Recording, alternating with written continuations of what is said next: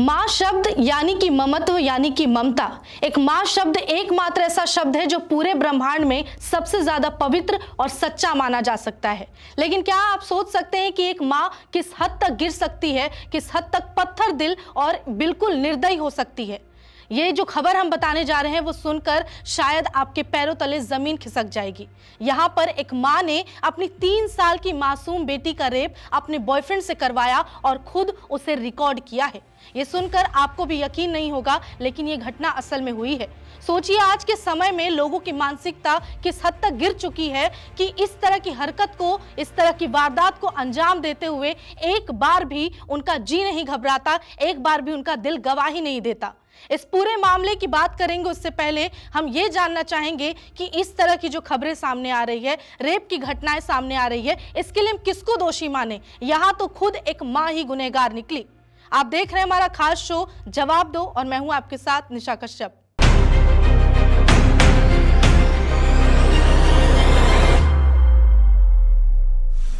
सबसे पहले पूरे मामले की बात कर लेते हैं कि यह घटना कहां की है और कैसे कैसे इस वारदात को अंजाम दिया गया है। सबसे पहले बता दें कि यह घटना पंजाब मोहाली की है, जहां 3 साल की एक मासूम बच्ची का दुष्कर्म किया गया यानी कि रेप किया गया।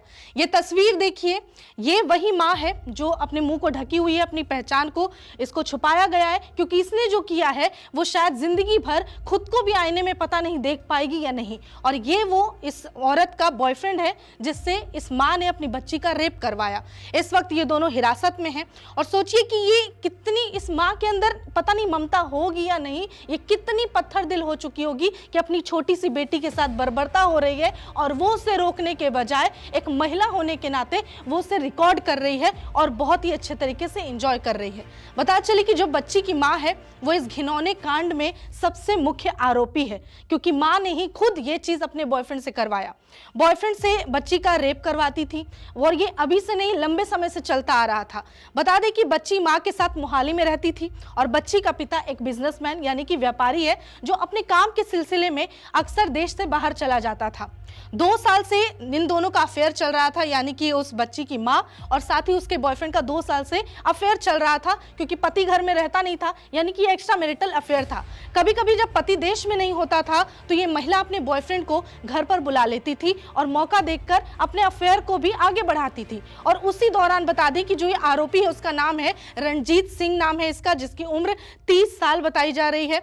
जो रणजीत सिंह आरोपी है वो खुद को पुलिस अधिकारी बताता है, यानी कि जो ये इसका बॉयफ्रेंड है इस औरत का वो पहले से ही फ्रॉड है। वो क्या करता था, जब इस औरत से मिला उस वक्त इसने अपनी पहचान एक पुलिस अधिकारी की बताई, इसको झांसा दिया, इसको फंसाया, दोनों प्रेम जाल में फंस गए। उसके बाद फिर जो ये बॉयफ्रेंड है जो खुद को फर्जी पुलिस अधिकारी बताता था, उसके कई ऐसे वीडियोस भी मिले हैं सोशल मीडिया पर जहां वो वर्दी पहने हुए है, रिवॉल्वर लिए हुए, अपना भौकाल दिखाने के लिए कि मैं वाकई पुलिस का अधिकारी हूं, और ऐसा दिखाने के लिए इसने ये सब किया। जब पुलिस की टीम पहुंची है इस अपराधी के घर, इस आरोपी के घर, तो वहां पे पुलिस उसके घर पर वर्दी देखती है, साथ ही हथियार देखती है कि उसके पास, यानी कि इस आरोपी के पास पहले से घर में है। उस सब को बरामद करके पुलिस की टीम उसे जांच के लिए आगे फॉरेंसिक भेज देती है। उसके बाद फिर बात कर लेते हैं कि बच्ची के साथ आखिर क्या क्या होता था और कैसी कैसी हरकतें की जाती थी। जो ये बॉयफ्रेंड है जब इसके घर आता था, जब इसका पति चला जाता था, उस बच्ची की माँ का पति चला जाता था, यानी बच्ची का पिता जब विदेश चला जाता था,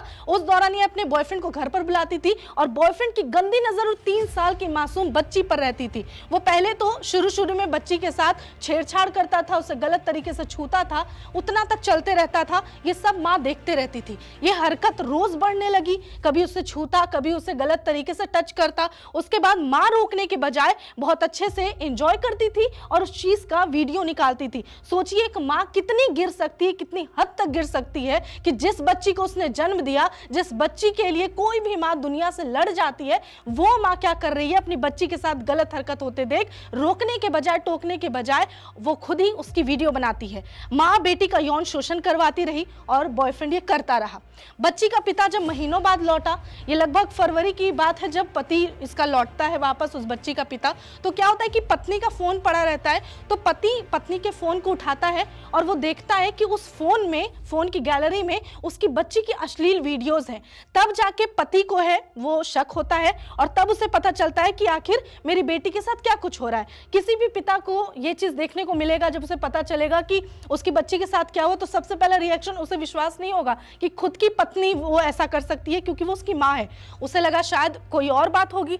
वो जब पत्नी से पूछता है तो पत्नी सीधे सीधे उसे बता नहीं पाती कि क्या है, तभी पति को थोड़ा शक होता है। उसके बाद पत्नी के अफेयर के बारे में पति को पता चलता है और वो पत्नी क्या करती है, अपने बचाव के लिए अपने बॉयफ्रेंड को बता देती है कि मेरा पति आ चुका है, उसने मेरे फोन में ये सब कुछ देख लिया, अब मामला खराब हो सकता है। फिर जो बॉयफ्रेंड है वो कॉल करके अब देखता है, जो ये बॉयफ्रेंड है ये दरिंदा, कि आखिर सारी पोल खुली चुकी है, सारा राज सामने आ चुका है। तो ये क्या करता है कि उस बच्ची के पिता को धमकाने लगता है कि अगर तुमने पुलिस को कुछ कहा, अगर तुमने शिकायत दर्ज कराई तो तुम्हारी जिंदगी हम खराब कर देंगे, तुम्हारी बेटी की जिंदगी खराब कर देंगे। पिता कुछ नहीं करता, एक बेबस और लाचार पिता अपनी बच्ची की आबरू के साथ हुए खिलवाड़ के लिए न्याय मांगने सीधे पहुंच जाता है पुलिस थाने और पुलिस से जाकर शिकायत दर्ज कराता है कि मेरी बेटी के साथ ऐसी ऐसी घटना हुई। फिर पुलिस आगे क्या करती है, इन दोनों आरोपियों को, यानी कि इस औरत को और इसका ये बॉयफ्रेंड जो अय्याश है उसको, दोनों को गिरफ्तार करती है और बीएनएस की धारा के अंतर्गत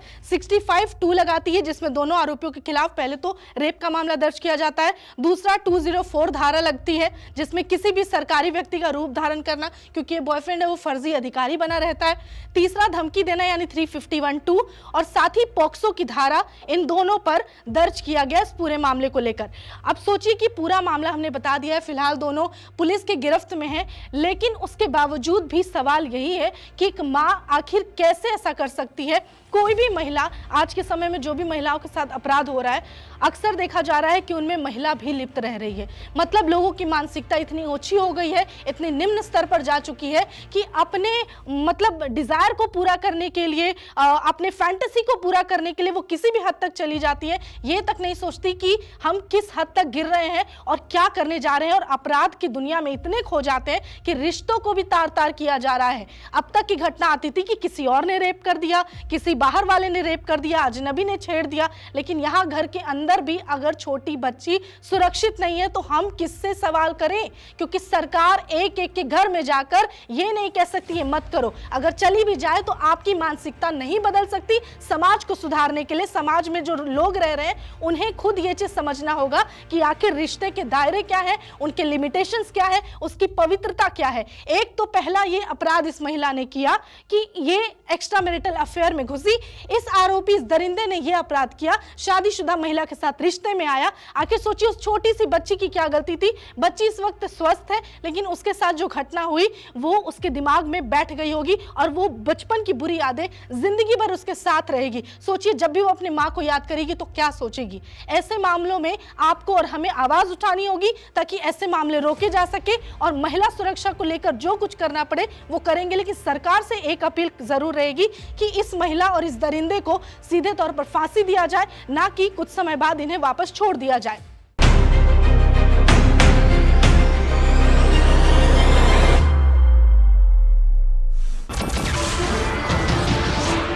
नमस्कार, मैं हूं मानक गुप्ता।